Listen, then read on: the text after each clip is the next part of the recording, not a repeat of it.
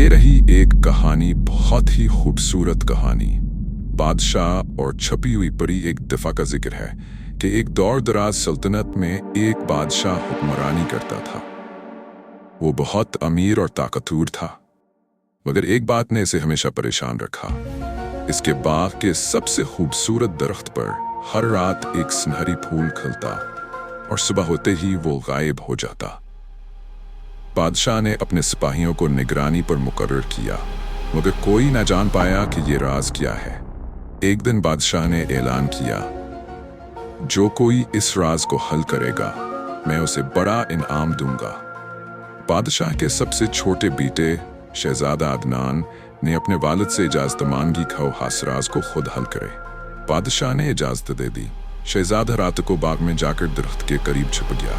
आधी रात को अचानक आसमान से एक नर्म रोशनी आया और एक खूबसूरत परी दरख्त के पास आती। इसने फूल को तोड़ा और गायब होने लगी, मगर शहजादा अदनान ने फौरन इसे रोक लिया।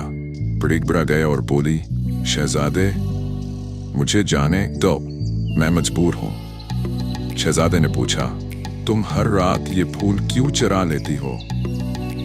परी ने बताया, मैं एक जादूगर के ज़ीर असर हूँ जो मुझे मजबूर करता है कि मैं ये फूल इसे ला कर दूँ। अगर मैं ऐसा ना करूँ तो वो मेरी बहनों को नुकसान पहुँचाएगा। शहजादा अदनान ने फैसला किया कि वो अपनी कीमत करेगा। इसने परी से जादूगर का ठिकाना पूछा और उसके साथ चल पड़ा। जादूगर का महल खतरनाक जादू से घिरा हुआ था, मगर शहजादे ने अपनी बहादुरी और अक्लमंदी से सब्र का उठें अबूर की।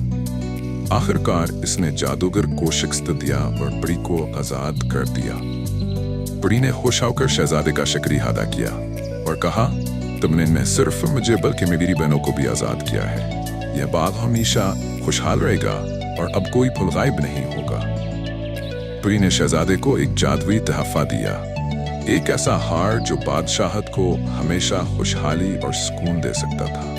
शहजादा अदनान वापस आया और बादशाह ने इसकी बहादुरी की बहुत तारीफ की। कुछ अरसे बाद शहजादे और परी की शादी हो गई और वो खुशी खुशी रहने लगे।